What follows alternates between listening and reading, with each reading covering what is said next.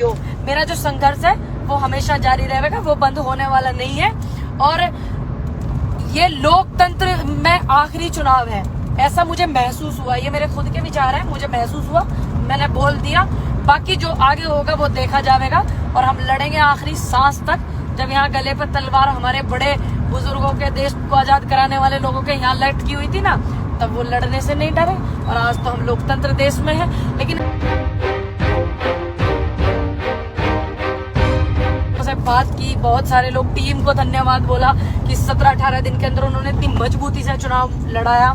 और हमारे जो अपना ग्रुप है उन्होंने, हमारी मीडिया टीम ने बहुत ही ज्यादा अच्छा मेहनत किया और लोगों ने बहुत मेहनत की। तो उन लोगों के साथ थोड़ा टाइम स्पेंड मैं कर रही थी, तो इसलिए माफी चाहती हूँ। और जिन लोगों को तकलीफ हो रही थी ना कि पूनम पटेल पता नहीं क्या हो गया होगा, उसको रो रही होगी, ये हो रही, ऐसा बिल्कुल नहीं है। क्योंकि मैं एक स्पोर्ट्स पर्सन भी हूँ और एक स्पोर्ट्स पर्सन हार और जीत दोनों ही बर्दाश्त कर सकता है, ठीक। और जो हार बर्दाश्त कर ले वो हमेशा कुछ ना कुछ करता है, हमेशा ऊपर की तरफ जाता है कामयाबी में और हमेशा सारी चीजें अच्छी करता है। तो जो हार बर्दाश्त नहीं कर सकता तो वो क्या कर सकता है, ये बताइए आप। और ये हार एक चुनावी हार है। और वैसे पूछ के देखो कि हमारी जीत कितनी हुई, जनता ने हमें कितना प्यार दिया। बाकी जो सिस्टम है, जो वीडियो आ रहे हैं और जो पहले 3-3, 4-4 दिन पहले से वीडियो आ रहे हैं, वो सब है पता, हमें भी पता, तुम्हें भी पता, ठीक है, सबको पता। बाकी वहां पे और भी कैंडिडेट थे, मैं उनकी वोट देख रही थी। जैसे कि हमारे एक कैंडिडेट वहां खड़े थे मुस्लिम समुदाय से। चलो मान लीजिए उनके वोट उनको नहीं मतलब हमें नहीं मिल रहे उनके वोट, लेकिन उनको तो मिले। उनके भी विचारों के 19 वोट आ रहे थे और गठबंधन के जो प्रत्याशी है, और इन लोगों के इतने सारे आ रहे थे। खैर कोई बात नहीं, अच्छी बात है, जनता ने वोट दिया। इनकी जो है फिर से वो बनी सरकार और देखा चाहिए अब क्या होगा, क्योंकि अब और भी ज्यादा लड़ना तय हो गया।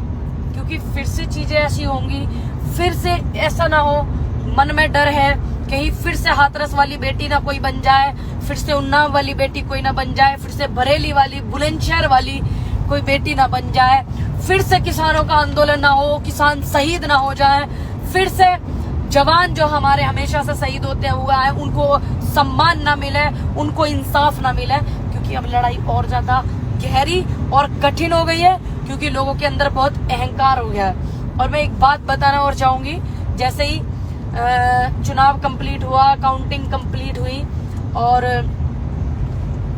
ये लोग एक उसको घुमा रहे हैं, बुलडोजर को, ये क्या दिखाना चाह रहे हैं समझ में नहीं आ रहा। और समझ ही नहीं आ रहा क्या हो गया है ना। तो मैं ये पूछना चाह रही हूँ कि हमारे उत्तर प्रदेश जो है उनकी सरकार से कि जो आपने सरकार बनाई है, ये मतलब ये आप हमें डराने की कोशिश कर रहे हो या ये बता रहे हो कि हम जीत गए, हम ये हम वो कर क्या रहे हो, तो कोई जवाब जरूर दीजिएगा। बाकी आप लोगों का ऐसी आशीर्वाद बना रहा तो मेरे चेहरे पे आप कभी उदासी नहीं देखोगे। आप लोगों का प्यार बना रहा तो मेरे चेहरे पे आप कभी उदासी देख ही नहीं सकते, ये मेरा आपसे वादा है। और मुझे फॉलो कीजिएगा इंस्टाग्राम पर पंडित पूनम 609 नॉन स्पेस, और मुझे फॉलो कीजिएगा @पूनम पंडित IND ट्विटर पर। और वीडियो को खूब ज्यादा शेयर करना। जो ये लोग सोच रहे थे हम उसकी आंखों में इतने मोटे मोटे आंसू देखेंगे, ये देखेंगे, वो देखेंगे, है ना, जब उनकी मेरी जितनी उम्र थी ना ऐसे बोलने वाले लोगों की, तो वो अपने माँ बाप के ऊपर डिपेंड थे। और परमात्मा ने मुझे इस लायक बनाया कि मैंने मेरी तो क्या अपने माँ बाप की सेवा करने की वो है, ये तो सौभाग्य की बात है कि मैंने अपने माता पिता, अपने घर परिवार और मैंने किसानों की मदद सेवा की। ये मेरे लिए सौभाग्य की बात है, ये मेरे लिए गर्व की बात है कि मुझे इस लायक मौका मिला। नहीं तो वो जब मेरी उम्र 100 अपने माता पिता का खाते थे और हमने मेहनत करी, हमने संघर्ष करा, और वो बस इन्हीं चीजों में रहेंगे। और जितने लोग मुझे टैग करके बोल रहे हैं ना, मेरा अनुरोध है वीडियो को खूब ज्यादा शेयर करना ताकि उन तक पहुंच जाए। और जो ये मेरी हंसी है ना, ये उनके डाइजेस्ट सिस्टम को खराब करती रहे। तब तक अपना ध्यान रखिएगा। जय जवान, जय किसान, नमस्कार। खुश रहिए, मुस्कुराते रहिए और हार जीत होती रहती है। और सभी को ढेर सारी शुभकामनाएं। 403 विधानसभा पे हमारी पार्टी। नमस्कार, जय जवान, जय किसान। कैसे हैं आप सभी? बढ़िया हैं। बहुत सारे लोग इंतजार कर रहे थे कि मैं लाइव नहीं आती हूँ। बहुत सारे लोगों ने मुझे टैग किया हुआ था कि पूनम पंडित आज लाइव नहीं आई है, लाइव आती रहती है। सबसे पहले तो जितनी भी विधानसभाओं पे हमारे कांग्रेस कैंडिडेट लड़े और सभी को ढेर सारी शुभकामनाएं। सभी ने अपना बहुत अच्छे से अच्छा लड़ा, सभी ने बहुत मेहनत की और चीजें क्या है वो आपको भी पता है, हमें भी पता है सारी चीजें जो हो रही हैं। लेकिन जनता के इस फैसले का हम सभी सम्मान करेंगे, स्वागत भी करेंगे। बहुत से लोग सोचे थे कि पूनम पंडित बैठी होगी कहीं रो रही होगी, है ना। माफी चाहती हूँ कि थोड़ी सी बिजी थी। जो लोग मुझे टैग कर करके बोल रहे हैं ना कि अरे उनका चुनाव कैसा रहा, वो तो लाइव आके नहीं बता रही है। मेरा चुनाव बहुत अच्छा रहा और मैं एक बात आपको बता दूं आप जैसे लोगों को कि 17 दिन में आप जैसे लोग एक किराए पे कमरा नहीं ढूंढ सकते और मैंने 17-18 दिन में वहां अच्छे से चुनाव लड़ा। मुझे खूब सारा प्यार वहां से मिला, खूब ज्यादा। और मैं पहले जीत गई, बाद में मैं इलेक्शन लड़ी थी।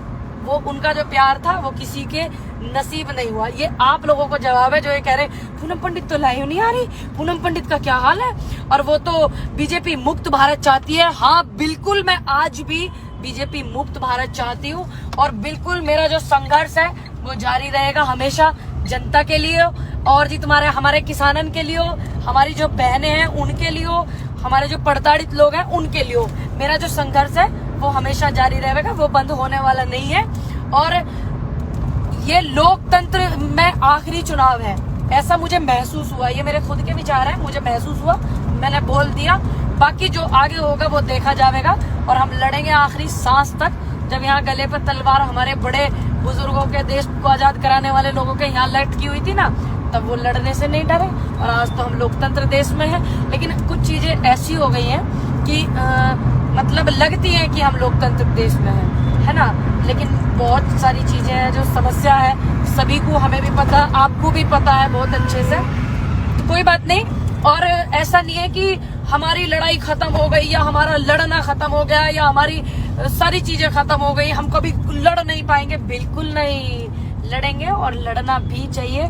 और माफी चाहती हूँ, मैं बहुत बिजी थी थोड़ा सा आज, बहुत सारे लोगों से बात की, बहुत सारे लोग टीम को धन्यवाद बोला कि 17-18 दिन के अंदर उन्होंने इतनी मजबूती से चुनाव लड़ाया।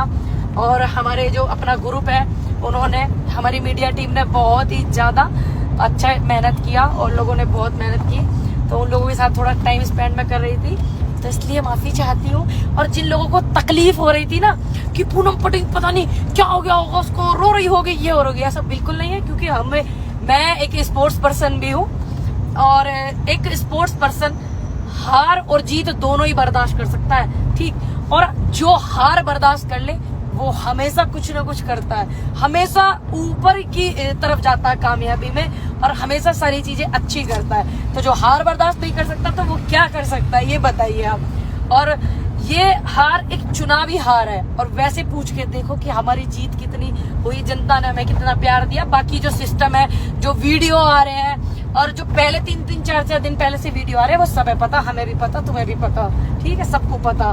बाकी वहां पे और भी कैंडिडेट थे, मैं उनकी वोट देख रही थी। जैसे कि हमारे एक कैंडिडेट वहां खड़े थे मुस्लिम समुदाय से। चलो मान लीजिए उनके वोट उनको नहीं मतलब हमें नहीं मिल रहे उनके वोट, लेकिन उनको तो मिले। उनके भी विचारों के 19 वोट आ रहे थे और गठबंधन के जो प्रत्याशी है और इन लोगों के इतने सारे आ रहे थे। खैर कोई बात नहीं, अच्छी बात है, जनता ने वोट दिया, इनकी जो है फिर से वो बनी सरकार और देखा चाहिए अब क्या होगा। क्योंकि अब और भी ज्यादा लड़ना तय हो गया, क्योंकि फिर से चीजें ऐसी होंगी, फिर से ऐसा ना हो, मन में डर है कहीं फिर से हाथरस वाली बेटी ना कोई बन जाए, फिर से उन्नाव वाली बेटी कोई ना बन जाए, फिर से बरेली वाली, बुलंदशहर वाली कोई बेटी ना बन जाए, फिर से किसानों का आंदोलन ना हो, किसान शहीद ना हो जाए, फिर से जवान जो हमारे हमेशा से शहीद होते हुआ है उनको सम्मान ना मिले, उनको इंसाफ ना मिले। क्योंकि अब लड़ाई और ज्यादा गहरी और कठिन हो गई है, क्योंकि लोगों के अंदर बहुत अहंकार हो गया है। और मैं एक बात बताना और चाहूंगी, जैसे ही चुनाव कंप्लीट हुआ, काउंटिंग कंप्लीट हुई और